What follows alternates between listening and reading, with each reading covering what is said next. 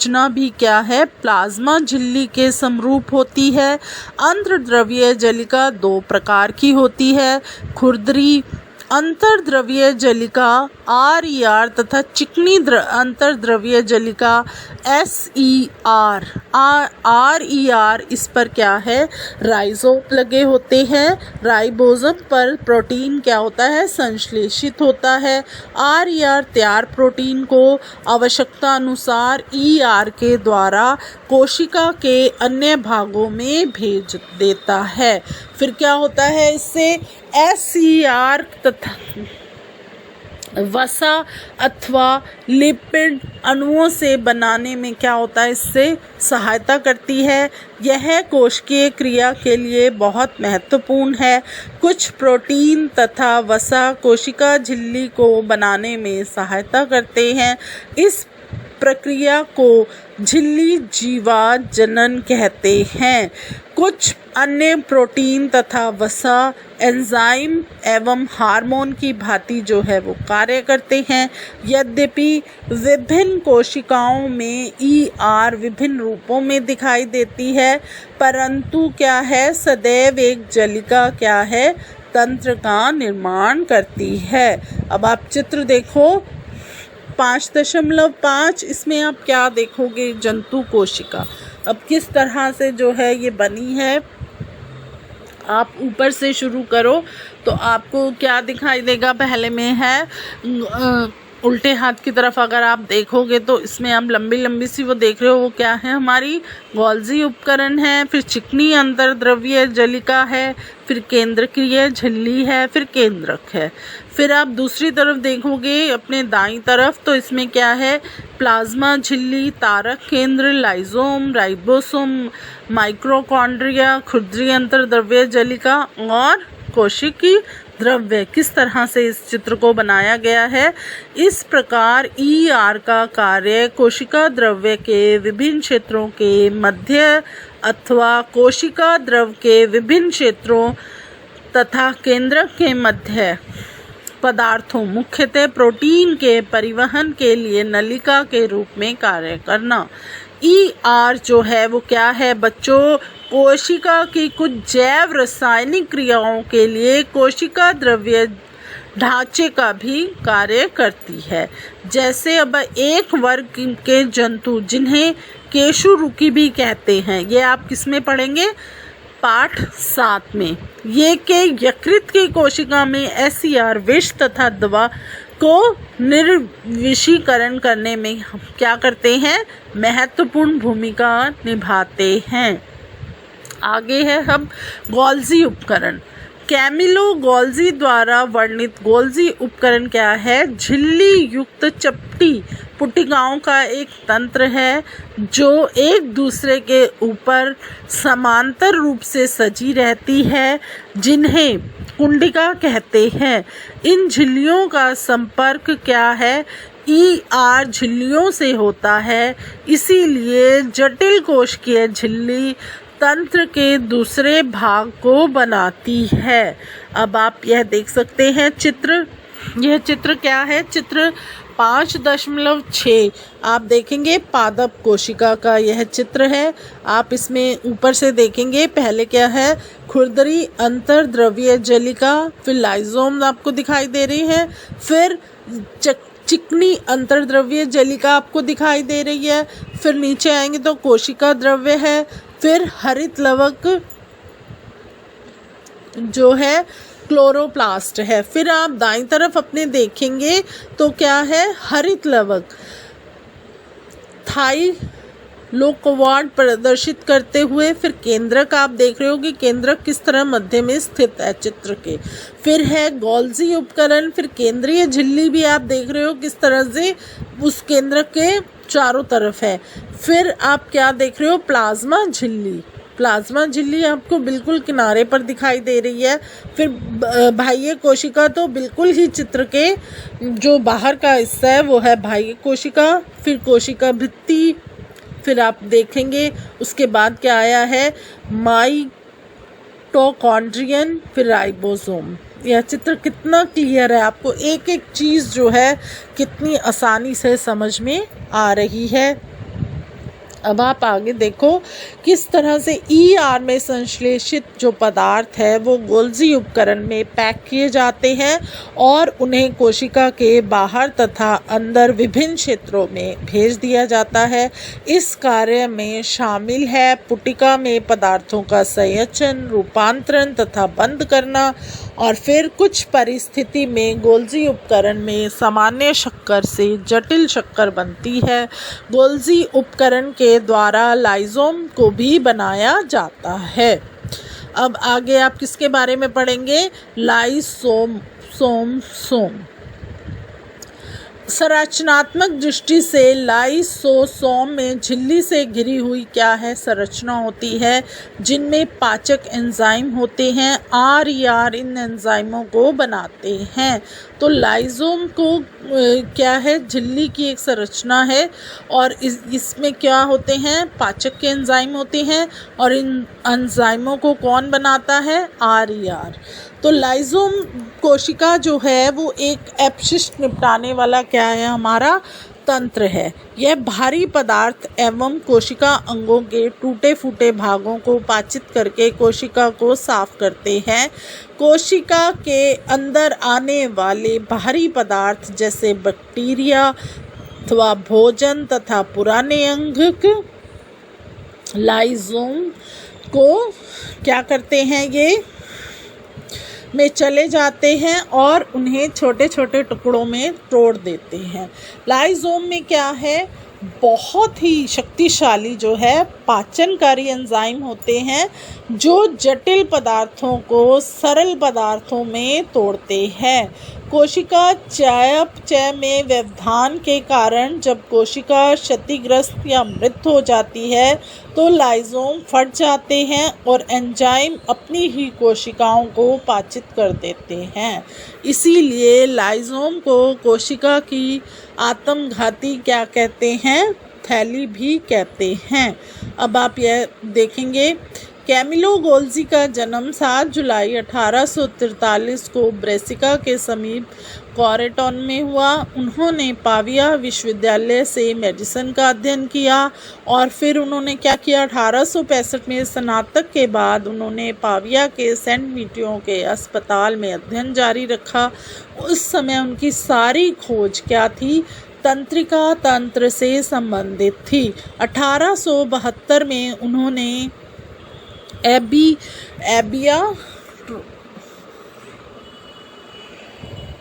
एबिया टेग्रोसी के एक दीर्घकालिक रोग के अस्पताल में मुख्य चिकित्सा अधिकारी का पदभार ग्रहण किया। उन्होंने सबसे पहले अपनी खोज इस अस्पताल के किचन में क्या किया? तंत्रिका तंत्र पर की। उन्होंने इस छोटी सी किचन को प्रयोगशाला बना लिया। उनका सबसे पहला कार्य यह था कि उन्होंने अकेली तंत्रिका तथा कोशिका संरचनाओं को अभिरंगित करने की क्रांतिकारी विधि प्रदान की। इस विधि को उन्होंने ब्लैक रिएक्शन के नाम से जाना। इस विधि में उन्होंने सिल्वर नाइट्रेट के तनु घोल का उपयोग किया था और विशेषतः यह कोशिकाएं भी कोमल शाखाओं की प्रक्रियाओं का मार्ग पता लगाने में महत्वपूर्ण था। सारा जीवन वो इसी दिशा में कार्य करते रहे और इस विधि में सुधार करते रहे। गोल्जी ने अपने शोध के लिए उच्चतम उपाधि तथा पुरस्कार प्राप्त किए। सन 1906 में इन्हें सैंटियागो रेमिनी काजल के साथ संयुक्त रूप से तंत्रिका तंत्र की संरचना कार्य के लिए नोबेल पुरस्कार से क्या हुआ? सम्मानित किया गया। अब आप आगे देखें, आगे किसके बारे में आप पढ़ेंगे? आगे पढ़ेंगे माइटोकॉन्ड्रिया क्या है? कोशिकाओं का एक बिजली घर है। माइटोकॉन्ड्रिया दोहरी झिल्ली की बनी होती है और बाहरी झिल्ली क्या है? इसकी छिद्रित होती है। भीतरी झिल्ली जो है वो बहुत ही क्या होती है? अधिक वलित होती है। ये वलय ATP बनाने वाले रासायनिक क्रियाओं के क्षेत्र को जो है वो बड़ा बनाती है और जीवन के लिए क्या है? ये एक आवश्यक विभिन्न रासायनिक क्रियाओं को करने के लिए क्या है? माइटोकॉन्ड्रिया ATP एडिनोसिस ट्राइफॉस्फेट के रूप में हमें क्या करते हैं, ये ऊर्जा प्रदान करते हैं।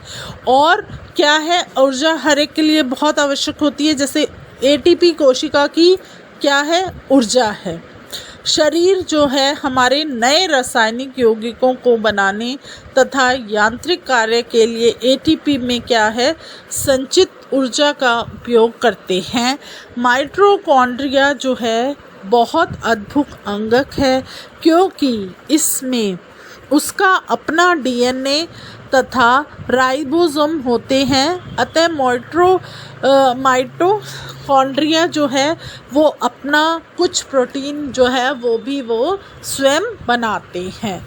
अब आप आगे देखेंगे, आगे क्या है, प्लास्टिड केवल पादप कोशिकाओं में ही स्थित होते हैं। प्लास्टिड जो है वो दो प्रकार के होते हैं, क्रोमोप्लास्टिड, ल्यूकोप्लास्टिड, सफ़ेद तथा रंगहीन प्लास्टिड। जिसे क्रोमोप्लास्ट में क्लोरोफिल वर्णक होता है उसे हम क्या कहते हैं, क्लोरोप्लास्ट कहते हैं। पौधों में क्लोरोप्लास्ट जो है वो प्रकाश संश्लेषण के लिए क्या होता है, बहुत ही आवश्यक होता है। क्लोरोप्लास्ट में क्लोरोफिल के अतिरिक्त विभिन्न पीले अथवा नारंगी रंग के वर्णक भी होते हैं। ल्यूकोप्लास्ट प्राथमिक रूप से अंगक हैं, जिसमें स्टार्च, तेल तथा प्रोटीन जैसे पदार्थ जो हैं वो संचित होते हैं। क्लोरोप्लास्ट की भीतरी रचना में एक बहुत सी झिल्ली वाली परतें होती हैं जो स्ट्रोमा में स्थित होती हैं। प्लास्टिड बाह्य रचना में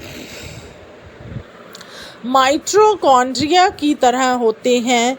माइटोकॉन्ड्रिया की तरह प्लास्टिड में भी अपना डीएनए तथा राइबोसोम होता है। तो अब देखा आपने कि किस तरह जो है झिल्ली की परतें हैं और उनमें क्या स्ट्रोमा स्थित होता है। और फिर इसके बाद क्या है, प्लास्टिड जो है बाह्य रचना में माइटोकॉन्ड्रिया की तरह होती हैं और माइटोकॉन्ड्रिया की तरह प्लास्टिड में भी अपना क्या होता है, एक डीएनए और राइबोसोम होते हैं। फिर आप आगे देखेंगे, आगे है रसधानियाँ। रसधानियाँ जो है वो ठोस अथवा तरल पदार्थों की संग्राहक थैलियाँ हैं। जंतु कोशिकाओं में रसधानियाँ छोटी होती हैं, जबकि पादप कोशिकाओं में रसधानियाँ बहुत बड़ी हैं। कुछ पौधों की कोशिकाओं की केंद्रीय रसधानी की माप कोशिका के आयतन का 50% से 90% होता है। पादप कोशिकाओं की रसधानियों में कोशिका में क्या होता है, द्रव भरा होता है और ये कोशिकाओं को सफेदी तथा कठोरता प्रदान करती हैं। पौधों के लिए आवश्यक बहुत से पदार्थ जो हैं वो रसधानी में होते हैं।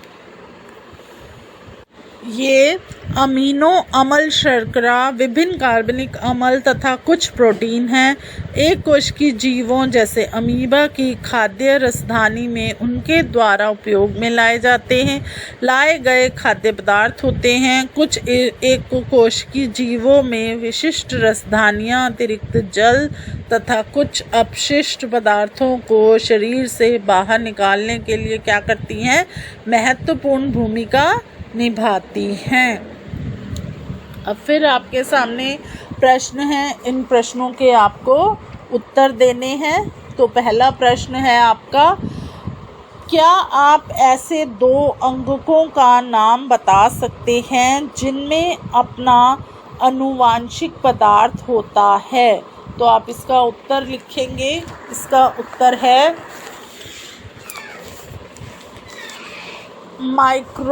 माइटोकॉन्ड्रिया तथा अंतर्द्रव्यीय जालिका। फिर दूसरा प्रश्न है, यदि किसी कोशिका का संगठन किसी भौतिक अथवा रासायनिक प्रभाव के कारण नष्ट हो जाता है तो क्या होगा।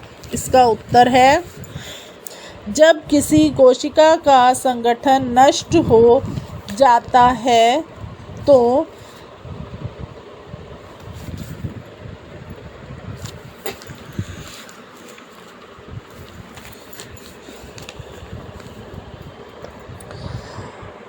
लाइजोम फट जाते हैं और एंजाइम अपनी ही कोशिकाओं को पाचित कर देते हैं। लाइजोम को कोशिका की आत्मघाती थैली भी कहा जाता है। अब तीसरा प्रश्न देखें आप, लाइजोम को आत्मघाती थैली क्यों कहते हैं? इसका उत्तर लिखेंगे क्योंकि लाइजोम में अधिक शक्तिशाली पाचक एंजाइम होते हैं जो कार्बनिक पदार्थों को तोड़ने में सक्षम होते हैं। जब कोशिका क्षतिग्रस्त हो जाती है तो लाइजोम फट जाते हैं और एंजाइम अपनी ही कोशिकाओं को पाचित कर देते हैं। अब अगला प्रश्न है, कोशिका के अंदर प्रोटीन का संश्लेषण कहाँ होता है? इसका उत्तर है माइटोकॉन्ड्रिया में। अब आगे देखें, आप इसको पढ़ेंगे। अब हम आगे पढ़ेंगे, प्रत्येक कोशिका की अपनी एक संरचना होती है जिसके द्वारा वो विशिष्ट कार्य जैसे सांस लेना, पोषण तथा अपशिष्ट पदार्थों का उत्सर्जन अथवा नई प्रोटीन बनाने में क्या करते हैं? सहायता करते हैं।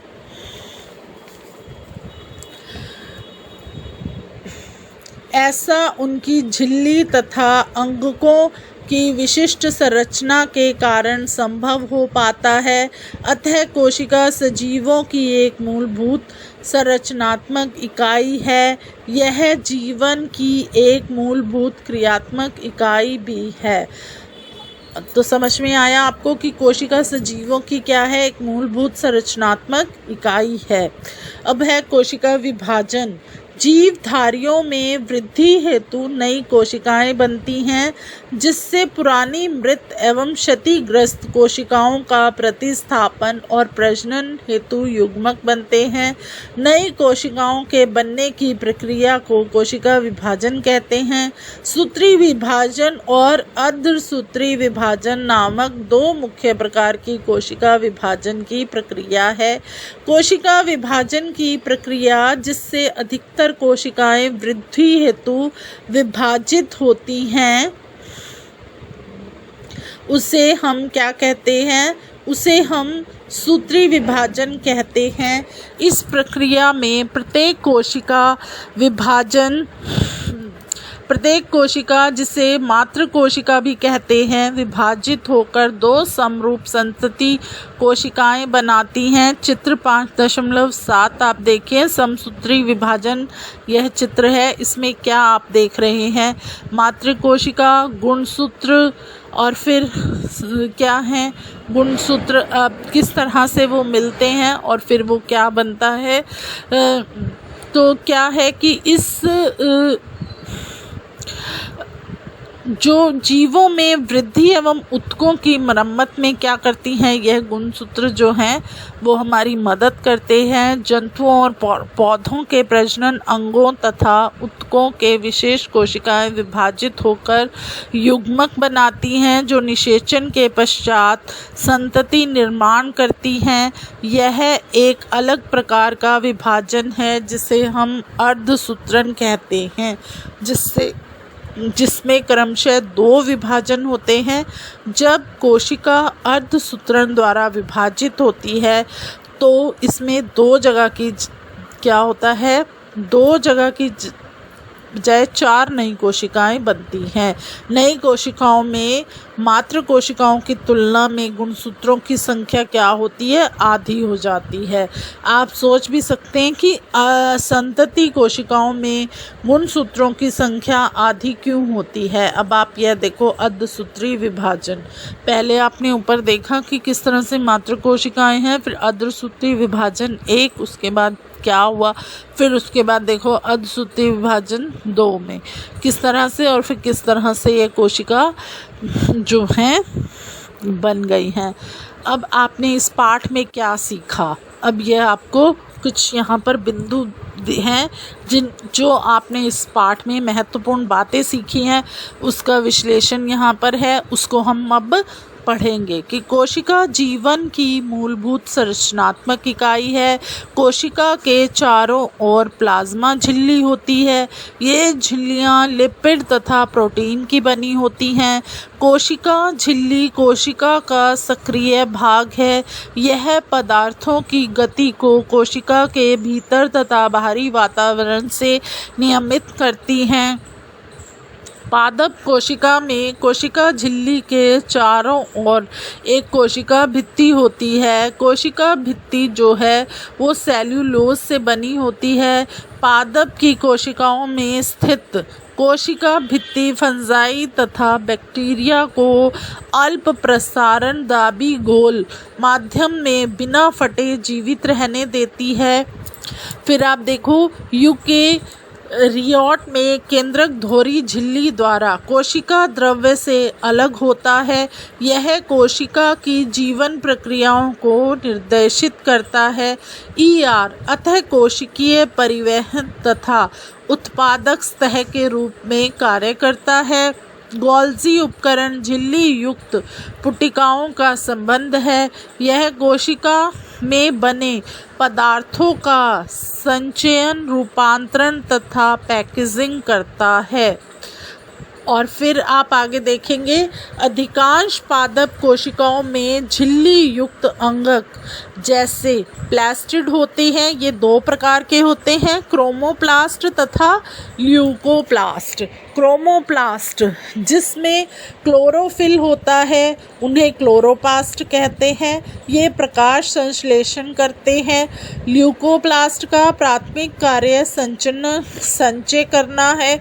अधिकांश परिपक्व पादप कोशिकाओं में एक बड़ी केंद्रीय रसधानी होती है। ये कोशिका का सफीती को बनाए रखती है और यह अपशिष्ट पदार्थों सहित क्या करती है, महत्वपूर्ण पदार्थों का संचय करती है। प्रोकैरियोट कोशिकाओं में कोई भी झिल्ली युक्त अंगक नहीं होता है। उनके क्रोमोसोम के स्थान पर न्यूक्लिक अम्ल होता है और उनमें केवल छोटे राइबोसोम अंगक के रूप में वृद्धि करते हैं। जीवधारियों में कायक वृद्धि हेतु कोशिकाएं विभाजित होती हैं। तो यह आपने देखा, इसका सारा हमने आपको ये पॉइंट्स जो बताए हैं ये सारा पाठ का सार था। अब क्या है, इसमें प्रश्न उत्तर हैं। अब आप पहला प्रश्न देखेंगे, पादप कोशिका तथा जंतु कोशिकाओं में तुलना करो। तो पहला है पादप कोशिका। पादप कोशिका में कोशिका भित्ति होती है जो सेल्यूलोज की बनी होती है। पादप कोशिका में क्लोरोप्लास्ट होता है। नंबर 3 रसधानियाँ बड़ी होती हैं। नंबर 4 अधिकतर कोशिका अंगक झिल्ली युक्त होती है। अब आप पढ़ेंगे जंतु कोशिका। जंतु कोशिका में कोशिका भित्ति नहीं होती है, केवल प्लाज्मा झिल्ली होती है। कोई क्लोरोप्लास्ट नहीं होता है। नंबर 3 रसधानियाँ छोटी होती हैं। नंबर 4 कोई भी कोशिका अंगक झिल्ली युक्त नहीं होती है। अब आप दूसरा प्रश्न देखेंगे। दूसरा प्रश्न है हमारा, प्रोकैरियोट कोशिकाएं यूकेरियोट कोशिकाओं से किस प्रकार भिन्न होती हैं। तो अब आप उत्तर में लिखेंगे, पहले आप लिखेंगे प्रोकैरियोट कोशिका केंद्रक झिल्ली नहीं होती है, द्रव्य अंगक नहीं होते हैं, क्लोरोफिल झिल्लीदार पुटिका के साथ होता है, झिल्ली युक्त अंगक नहीं होते हैं। फिर आप यूकेरियोट कोशिका में लिखोगे केंद्रक झिल्ली होती है, द्रव्य अंगक होते हैं, क्लोरोफिल प्लास्टिड में होते हैं, केंद्रकीय झिल्ली तथा झिल्ली युक्त अंगक होते हैं।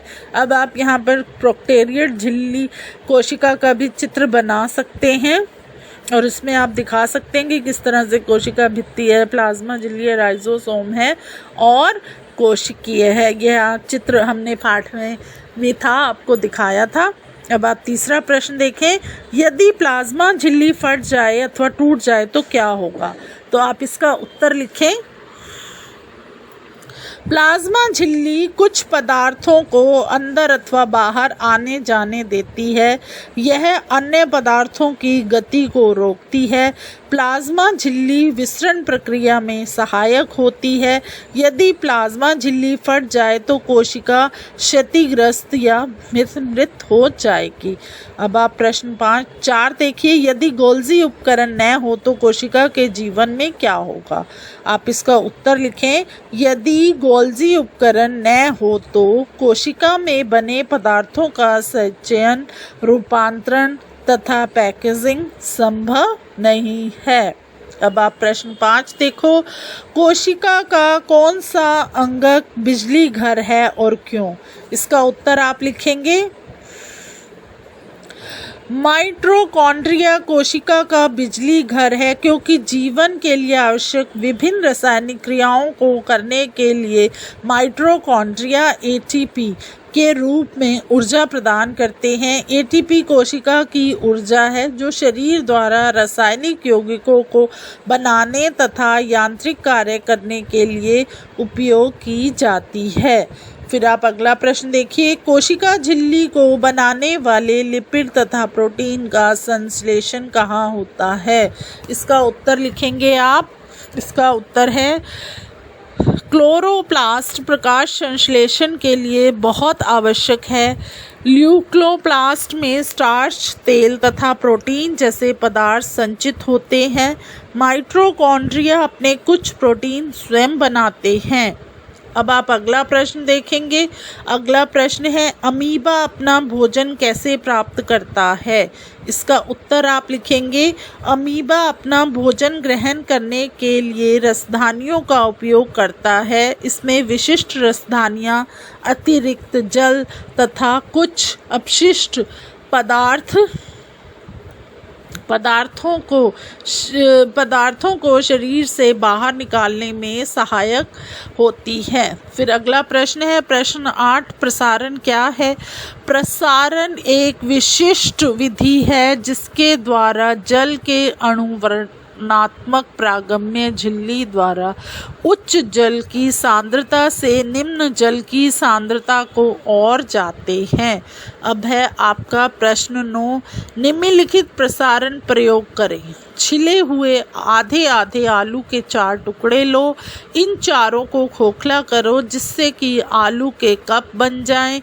इनमें से कप को उबले आलू में बनाना है। आलू के प्रत्येक कप को जल वाले बर्तन में रखो। अब कप A को खाली करो। नंबर 2 पर है, कप B में 1 चम्मच चीनी डालो। नंबर 3 है, कप C में 1 चम्मच नमक डालो। D है, उबले आलू से बनाए गए D में 1 चम्मच चीनी डालो। आलू के इन चारों कपों को 2 घंटे रखने के पश्चात उनका अवलोकन करो तथा निम्न प्रश्नों के उत्तर दो। पहले आपने यह सब करना है, उसके बाद इनके प्रश्न के उत्तर देना है। तो पहला प्रश्न क्या है? B तथा C के खाली भाग में जल क्यों एकत्र हो गया? इसका वर्णन करो। तो अब आप इसका उत्तर लिखेंगे। कप B और C के खाली भाग में जल इसलिए एकत्र होता है क्योंकि प्रसारण तथा जल कप B तथा C के अंदर चला जाता है। फिर दूसरा है, A आलू इस प्रयोग के लिए क्यों महत्वपूर्ण है? दूसरा है, A आलू इस प्रयोग के लिए इसलिए महत्वपूर्ण है क्योंकि इनमें कोई परिवर्तन नहीं होता है। नंबर 3, A तथा D आलू के खाली भाग में जल एकत्र क्यों नहीं हुआ? इसका वर्णन करें।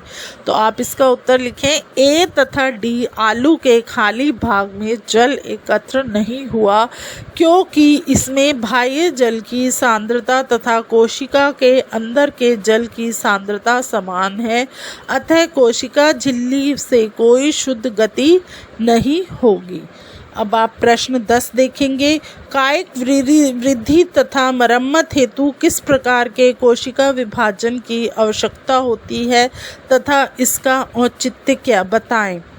जीवधारियों में वृद्धि हेतु नई कोशिकाएं बनती हैं, जिससे पुरानी मृत तथा क्षतिग्रस्त कोशिकाओं का प्रतिस्थापन तथा प्रजनन हेतु युग्मक बनते हैं। नई कोशिकाओं के बनने की प्रक्रिया को कोशिका विभाजन कहा जाता है। सूत्री विभाजन तथा अर्धसूत्री विभाजन नामक दो मुख्य प्रकार की कोशिका विभाजन की प्रक्रिया है। कोशिका विभाजन की प्रक्रिया जिससे अधिकतर कोशिकाएं वृद्धि हेतु विभाजित होती हैं, उसे सूत्री विभाजन कहा जाता है। इस प्रक्रिया में प्रत्येक कोशिका, जिसे मात्र कोशिका भी कह सकते हैं, विभाजित होकर दो समरूप संतति कोशिकाएं बनाती हैं। संतति कोशिकाओं में गुणसूत्रों की संख्या जो है वो गुणसूत्रों की संख्या मात्र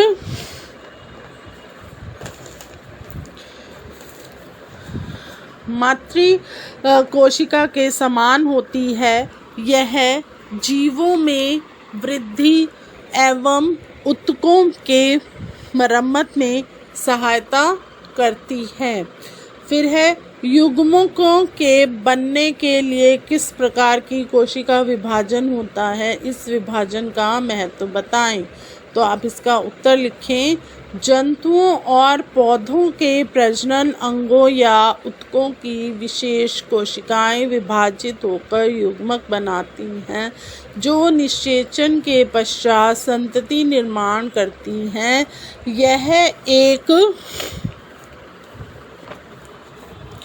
यह एक अलग प्रकार का विभाजन है जिसे अर्धसूत्रण कहते हैं, जिसमें क्रमशः दो विभाजन होता है। जब कोशिका अर्धसूत्रण द्वारा विभाजित होती है तो इससे दो की जगह चार नई कोशिकाएं बनती हैं। नई कोशिकाओं में मातृ कोशिकाओं की तुलना में गुणसूत्रों की संख्या आधी हो जाती है। तो बच्चों, यह था हमारा पाठ 5 और अब हमने इसका प्रश्न अभ्यास भी किया। आप सब बच्चे इसे अच्छे से समझें और करें। अब हम आपको पाठ 6 पर मिलते हैं।